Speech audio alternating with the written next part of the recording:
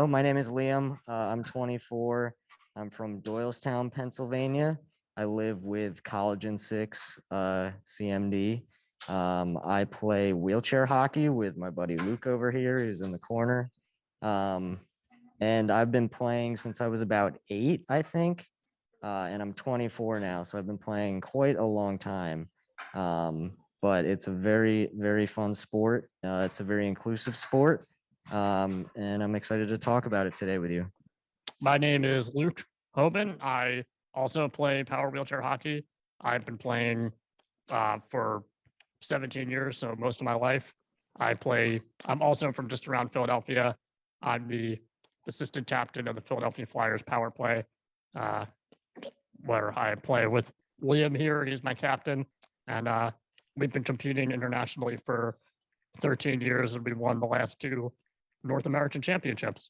So that's very exciting. That's why he's the assistant captain. He fills in all the details. Yeah. I'm his bruiser. Yeah. Hi guys, it's a great pleasure to be able to talk to you here today. My name is Jesper Saltvik Pedersen. I'm 22 years old and I'm a part of the Norwegian Para-Alpine ski team. I'm from the west coast of Norway where there's not much snow, but I guess I've been lucky with my parents who first took me out skiing when I was 2 years old. I'm born with spina bifida, which affects my ability to walk, so I use a wheelchair when I'm not on snow. And when I'm on snow, I use a mono ski, which is basically a seat with a shock absorber and a normal alpine ski underneath. So from the age of 2, my dad was kind of guiding me and standing behind me and turning. And from the age of 6, I learned how to ski by myself. And that was like a totally new world opening up for me. And yeah, I was able to do things on equal footing with my buddies and ski as fast as them, and to be able to not be locked to the wheelchair but go and have fun in slopes is, yeah, it was like a dream come true. And from that point it only went one way, you could say, I guess. And I had my international debut at the age of 14 in Landgraf in the Netherlands. And yeah, I've been skiing all my life and just trying to enjoy the moment and become better every day. And that's the cool thing about alpine skiing. The perfect run isn't done yet, so you can always improve on something, even though you're the best in the world. So this season has probably given me the greatest athletic achievements so far. I took 3 golds and 2 silvers in the World Championships in Hafjell here in Norway. So being able to have my family in the bottom of the slopes and see me win all those golds, it was a dream come true for real. And we also managed to have prize money for the first time in para-alpine skiing. So that was a huge step in the right direction for making making para sports equal to normal sports, really. And of course, in Paralympics in Beijing, I took 4 golds and 1 silver, so that was also pretty amazing. So my sit ski is, it's basically a seat and a shock absorber and a ski underneath. And of course, we changed the ski in connection to which discipline we're skiing that particular day. So if it's downhill, then it's downhill skis, which is like 2 meters and 18 centimeters, so it's pretty long. And in slalom, it's 165. So it's pretty. It's a different kind of sport. And yeah, it's the same rules as for able-bodied athletes, so we do kind of things the same way. And it's cool to see.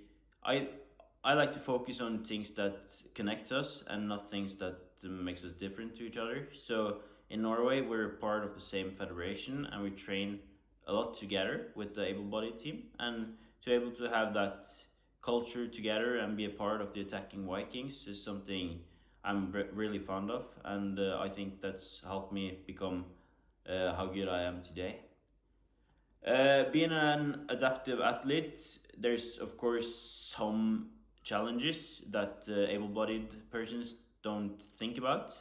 Things like the chairlift being too high, or being just stressful getting into the gondolas, which can be hard sometimes. But I think from an early age, my parents taught me how to think positively about things, I think, and try to focus on the positives and not the negatives, and things I can do something about, and not things that I can't change because that's out of my control, and wasting energy on that is no point. So for me, it's always been important to try to focus on the positive sides and do the best I can on the things I can do something about. And that's been really important for me. And I think there's something a lot of people can learn things about. I don't know, in Norway we have really unstable weather, and people are like, yeah, it's raining today, so I can't go out or something. But I tend not to focus on the weather, you can say, and try to do, because I can't change the weather by myself. So I think people can learn from that to be able to just focus on things you can do something about and seize the day. It's been nice talking to you guys, and I hope you have a great day. Bye. My name is Garrison Rad. I'm from Brooklyn, New York. I'm a T12 paraplegic. I'm also a Team USA para-powerlifter. That's why I explains the arms. I'm currently 14th in the world in 132 pounds, which is 59 kg division.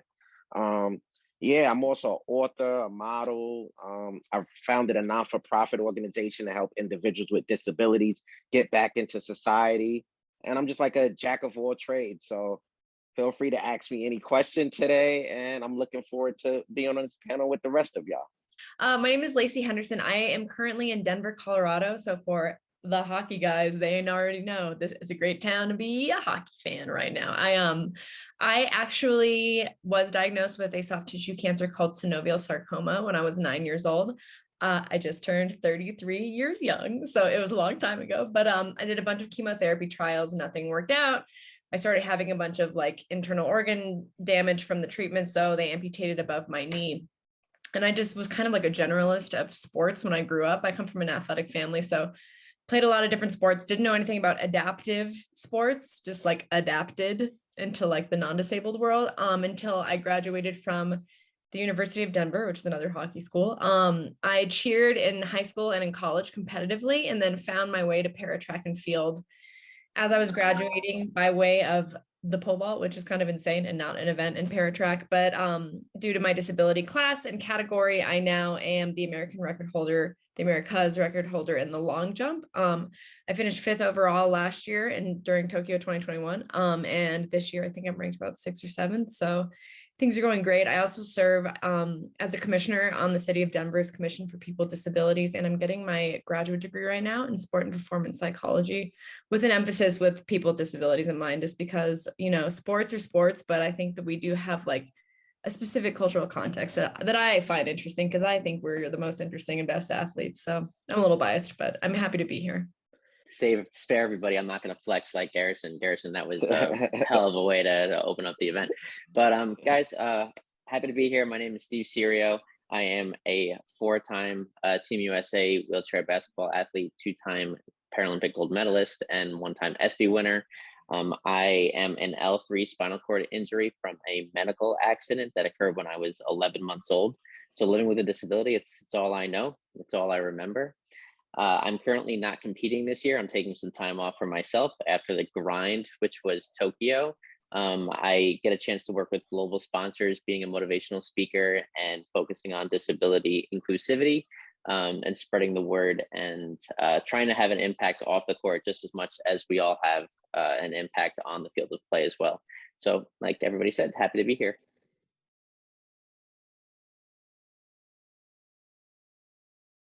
Do you want to go first? Sure, I'll go first. You're older, so you get to go first. Yeah. For me, it was sort of a matter of power hockey being the only option, or at least the first option. I grew up and tried to be involved in sports, and obviously couldn't really. And my parents found a power hockey team when I was like 7 or 8 years old. And I just showed up at the gym one day and started playing.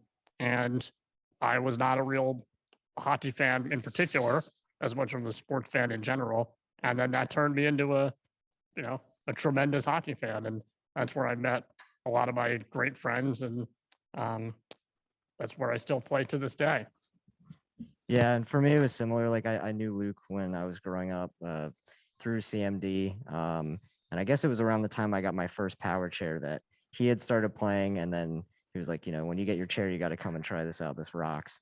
And that was when I was 8. And like I said, I'm 24 now. So it kind of stuck with me forever. And it's been a complete passion of mine from the beginning. Like the second I started playing, like I just fell in love with it. I love the competition. I love the people you meet. I love the sport. I love the connections you make. Like everything about it just is amazing. It's so much fun. So what got me into the sport that I play, powerlifting, was I was at the gym one day, and then the president of the Wheelchair Sports Federation, which is a local organization here in New York City, invited me out to a wheelchair football event. And from there, I was intrigued by seeing all of these incredible athletes, but it wasn't on the highest level, it just was for fun and games. And with that, it drew me in. I got connected with the New Jersey Navigator. So I actually started out wheelchair track racing. And then one day I just happened to, my coach happened to enter me into a powerlifting meet that was taking place during tri-states. And I was able to lift like at 120 pounds, I was able to lift 250 pounds. And I get an email from Team USA a few days later. I thought it was like a hoax email. I went back to practice the following week, and my coach was like, did Team USA reach out to you? They want you to go to Colorado Springs to train. And I was like, all right, I'm all for it. But I thought it was a fake email. And I went to Colorado Springs a month later and lifted 275 pounds. And it was history since then. I competed at 3 world championships so far since 2018. And hopefully I'm looking forward to making the Team USA Paralympic team for Paris 2024. That's my goal. I played like a lot of like the traditional non-disabled sports. I had what I like to call disability denial for a long time growing up. And I think it was just like a lot of like the internalized ableism. So when I was kind of I started pole vaulting, and I was like, what other amputees can I pole vault against? And as I'm Googling amputee pole vaulter, like it just keeps sending me to this thing called Paralympics. And I was like, I don't know. I do like to say too, I'm like disability and especially disabled sports for a very long time has had, in my opinion, bad marketing, because I think for a while, like people in the mainstream world are like, sounds kind of special. And like, it's distinctly different. And there's also like a wide variety of sports and other disciplines, like depending on your disability that you can do. So because I'm just like insanely competitive by nature, of course, I was like, well, I can run against some of these people. So I go to my first national championships after pole vaulting, because the way that the jumps work is like the faster you run, like typically the better your jump is. So my first para nationals, I came in, I was a Division I athlete. I had a scholarship for cheerleading at DU. And so I came in with like an abnormally high level of self-confidence and raced and got completely smoked by like people with CP, by bilateral amputees, and just like lost very badly, did not make a team. And I, of course, just like my personality, I was like, this is not how this ends. So I started formalizing my training skill set. I come from a track and field family. My dad went to Olympic trials for pole vault and was a 2-time national decathlete champion. So the free coaching was very essential for me. And slowly but surely, like brick by brick, kind of built my sport career that way. I found long jump after 2 years of running. I'm sure you all know, like no one disability is created equally. And even within like the disability categories, there's still like a lot of discrepancy. So it was suggested to me that I long jump, but like at this time I'm 22, 23 years old. And I was like, yucky, I don't want to get dirty. But with my background of cheerleading, the gymnastics translated well. I finally started doing some horizontal jumps, which is one of the events only available in my class. And from there, I broke a 17-year-long American record. And on paper, the progress has been linear, but it's been a lot of work, a lot of ups and downs every year, and like a lot of just like mental perseverance, I think, working through the system. But yeah, that's basically it. I'll kind of have a little bit of a similar story. So I don't know if I said it earlier, but I grew up on Long Island and I currently live in New York City. And even though I got hurt when I was 11 months old, my family, my friends and loved ones all raised me as if I didn't have a disability. So I played able-bodied sports growing up, and basically I just tailored the rules so that I could participate. While I'm a low-level spinal cord injury, I can walk with these huge braces, and I used to, waddle around with crutches. And basically, my life was about fitting into a world that was not built for me. And I remember I was a big baseball player growing up. So like when it was my turn to hit, I'd step up to the plate, I'd hit the ball, and then one of my friends would run down to first, and then I would take his or her place when the play was over. And that's what being an athlete meant for me. It was about inclusion. It was about me just kind of being with my friends, even though I couldn't compete with them at the highest level. And then when I was about 14 years old, the school board basically told me, the school that I was attending told me that I wasn't able to compete at athletics because of safety reasons and liability reasons for me and the other kids around me.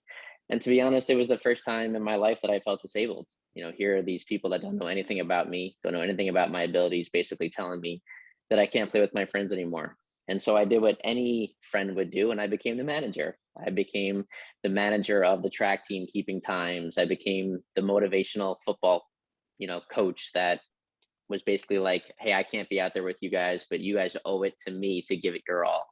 And after about a year of doing that in 9th or 10th grade, I learned that I wasn't born to sit on the sidelines. And it was through a physical therapist. This was before the age of social media, which shows my age. But there was a wheelchair basketball team that played and trained 10 minutes away from where I grew up at a rehabilitation hospital on Long Island that I never knew about. And I remember going under practice for the first time, not having any perspective about what wheelchair basketball was. I had no idea how you shoot from a basketball chair. I kind of felt like we played on those little Fisher Price foot hoops for kids that are like 3 feet tall. And I just remember going down and sitting in a chair for the first time and going through that first practice and feeling free from my disability.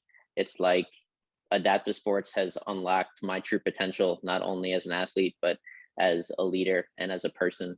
And I tell people I haven't left the gym since in maybe about 17 or 18 years.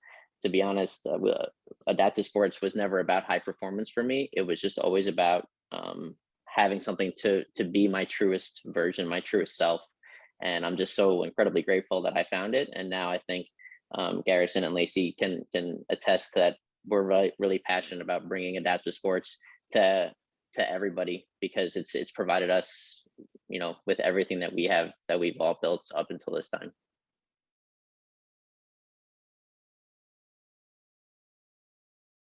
All right, so we pretty much play the game in our chairs that we use in our everyday lives, and Luke's demonstrating the stick that we use. Yeah, so the chairs that we use are just everyday electric wheelchairs. We don't really allow people with fancy chairs to get in the game, just because it's a little bit more inclusive and a lot safer when we use chairs that everybody's familiar with and that they go at a regulated pace. But we use sticks that are very lightweight, so they're like a light plastic. It's basically a floorball stick, and everybody adapts it a little bit differently. Some people have a dowel, which is basically just a PVC pipe that they stick through the blade, and that allows them to push the ball that we use, which is a wiffle ball. It's like a very lightweight plastic ball, and everybody does it a little bit differently. Like for me, I hold the stick in my left hand and I drive my chair with my right. Luke drives the chair with his right hand and puts the stick through his legs and kind of pushes it around. Yeah. Other players in our league, they attach it to their chairs. People drive with their heads. I mean, Can you think of any other adaptations that I'm forgetting? Well, I mean, a lot of people, will tape it to their chairs or like bolt it or do various things because the whole point of the sport is to be as inclusive as possible. And in particular, when you're dealing with power chairs, you get a huge gradient of people who are like simply just paralyzed from the waist down and can have like full upper body strength, to people who are paralyzed like from the neck down and can't, and like Liam said, drive with their head on their headrest. And so people do all sorts of crazy things. And whenever someone joins the sport, one of the first things we do is get out, 10 or 12 different sticks, a bunch of different like power tools, and try to jerry-rig something on their chair so they can figure out how to play. And, whether that involves, some hardcore engineering or, I use a hair tie to keep my hand on my stick because my wrists are weak. So that way I don't drop my stick when I, start body checking people, which used to be a problem. But yeah, it really just depends on the person. And that's one of my favorite things is making it work for everybody. And with me in the sport I compete in, para-powerlifting, we use a specialized weight bench. So typically with an able-bodied bench, your legs are down. With this particular bench, due to my sport, to keep it fair, because we have various disabilities that compete in it, our legs are extended outward. So it's like a bench with our legs raised. And that's of course, to keep it fair. And I do want to mention that adaptive equipment is very expensive. So that's one of the main things. It took me a while actually to get that particular bench due to the fact that the costs were just so high. So we used a makeshift bench where we'll still have my legs raised. However, it wasn't the bench that I compete on currently. And that was one of the things that was big with me, was to get this particular piece of adaptive equipment. Well, since the hockey guys had their sticks available, luckily for me, I had my running leg in my house. So this is the running leg that I run and jump on. It's like, okay, I'm casual up top and very casual on the bottom. So I wear a similar socket and wear a microprocessor for my everyday leg, but I switched into this. This is a mechanical knee. It's like a glorified door hinge. And this is like, you guys remember like the Cat Williams joke where it's like the bent back paperclip running foot? Like that's exactly the physics like compound of this carbon fiber blade that most of us run on. They come from different manufacturers. There's different alignments that everybody has specific to their disability. And just like Garrison said, like the cost of adaptive equipment and prosthetics is like marginal compared to a lot of other, like I know racing chairs, I know a lot of specialized chairs and stuff is just obscene. So that is probably like one of the biggest barriers as well for para track and field, at least for anybody that uses that adaptive equipment. But I try to maintain as much as I can. I've used stuff. I love that he said he was like, I use a hair tie. Man, a hair tie can do a lot. It does a lot of heavy lifting, honestly. I've done socks over the knees to protect it from sand, hair ties all over to do a lot of other holding. So it's funny that we use a lot of adaptive equipment. I feel like not specific in like the adaptive marketing aspect, but it adapts. Yeah, for me, I actually have to use a separate wheelchair to play wheelchair basketball. So I currently live in New York City, which is one of the least accessible places on planet Earth. So my everyday chair has to be as small and as sleek as humanly possible to fit through all these small doorways and to get up all these crazy curb cuts. And I have to actually physically transfer into my wheelchair basketball chair. And for anybody who's never seen a wheelchair basketball chair, it's very similar to a normal wheelchair that I use. The wheels are slightly slanted, which we call cambered, to aid with our agility and our stability. We have wheels on the back, which prevent us from falling over. They don't always work, but we try to do our best. And basically, we have these snowboarding straps that lock us in, similar to how able-bodied athletes tie up their sneakers. We want the chair to respond to every movement that we have in our body, similar to how able-bodied athletes need their sneakers to be supportive and to provide stability for when they're playing. Again, I'll highlight, I'll echo what everybody said. The cost of adaptive equipment is a huge hurdle for all adaptive sports athletes, especially kids with disabilities, because their bodies are constantly changing. A wheelchair basketball chair, my high performance chair, basically runs about $7,000. And if you're a kid with a disability, especially a kid on the high performance path, you might need a new chair every year, every 2 years. Luckily, there's a number of nonprofits that are working constantly to remove some of those financial burdens for adaptive athletes. The first one that comes to mind is the Challenged Athletes Foundation. If anybody's not familiar, I really encourage you guys to go on their website or look them up on social media. They're incredibly influential in the adaptive sports space. But yeah, I think we've all highlighted a little bit of differences between all the different types of equipment. I also like to echo that, some duct tape always helps. Maybe if a hair tie is not available, we've all kind of been there. But yeah, it's a very diverse field, and every single disability, every piece of equipment is different, but they're imperative for what we're trying to do as athletes.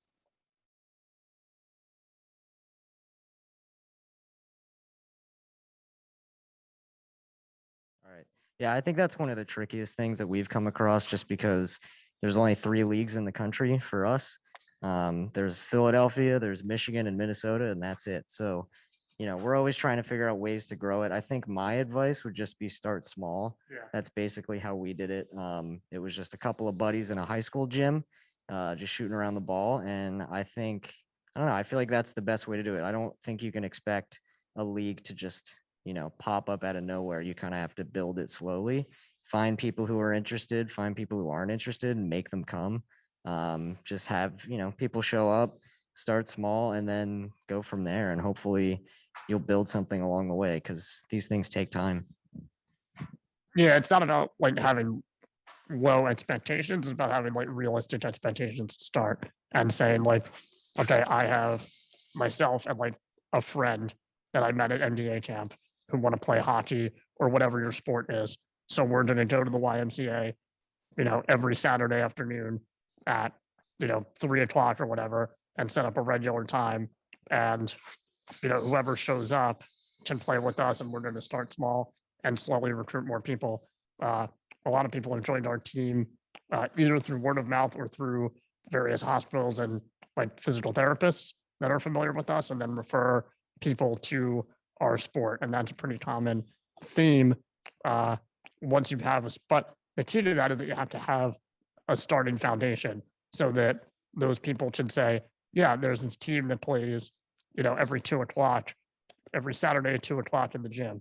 Like, go to this place and they'll help you out, as opposed to trying to go from 0 to 100 all in one go. Like, sort of be comfortable, not necessarily being at a internationally competitive level right away, and just be in it for the fun. Yeah, and also see what's out there online. Like, there's already a lot of communities that exist out there. They're, not always well known, but those that are legit, I guess, try and make themselves known online, and that's probably another good place to start. My advice would be to try any and every adaptive sport. The reason being is because you might excel at a sport that you never knew that you would be great at. That's what I found in my case. And shout out to the New Jersey Navigators for exposing me to just about every sport that was out there, even though I lived in New York. Yeah, and another thing is the Challenge Athletes Foundation, just like what Steve said, they are very supportive and helping individuals that would like to get into sports, especially adaptive sports. So yeah, go for it. I too am a generalist when it comes, especially for young people. I think like the sport specific adaptive equipment is great, but I think when you're young, like just trying things that are new, like finding something that you enjoy doing, I think helps kind of plant the seed for longevity, not just in like elite sport, but just like general health and fitness and just for life, which is useful. But I do think like starting at your local government levels, like most cities and states have some sort of like adaptive rec leagues, adaptive, like at least adaptive programs that are local to you. Like at least they'll have those resources available. If not, Colorado Cross Disability Coalition is very good, as well as like CAF, some of those bigger organizations. But I think finding something local, at least to have access to like being exposed to the sports and being exposed to other people in your community that are maybe doing sports that would be available to you. Yeah, and I mean, like, God bless the internet. Like, why not try Google? I heard YouTube is the third largest search engine nowadays, that shows my age as well. I'm like, that's crazy. So I think like finding what's available, finding your specific disability, achieving things, and like kind of, set that spark to ignite the fire moving forward. Yeah, for me, wheelchair basketball is a pretty prolific adaptive sport. We have over 200 teams, over 3,500 athletes. I encourage you guys to just Google wheelchair basketball in your communities. And even if you feel like your disability will hold you back, in my opinion, wheelchair basketball is an extremely inclusive adaptive sport where even if you don't have upper limb mobility or dexterity, you can still play because of the classification system. And that's really what adaptive sports are about. It's about kind of bringing people together. Obviously local governments, CAF, but I would just encourage people to look on social media. I don't have a great relationship with social media. I think people use it not really for the best of ways, but I can tell you that everybody on this call is a rock star on social media and really promotes inclusivity and positivity. And the world of adaptive sports is really kind of small. So even if you reach out to like Garrison and he's not a wheelchair basketball player, but he'll connect you with me and then we'll, hook you guys up on the right spot. So I think that I would just encourage people to never limit yourself, right? Like Garrison said, you might not know what sport is kind of your niche, or what you kind of have a passion for until you try it. And it's so easy for those of us with disabilities to make excuses to try to limit ourselves, but we're really only limited by our own thoughts. There's so many tools and so many things out there that are just waiting to unlock our true potential. And yeah, hopefully we provided you with some resources where people will go out and find the best versions of themselves. Yeah, thank you guys for having us. Thank you for Thanks, having me. everyone. All right. And feel free to reach out to me on social media or wherever.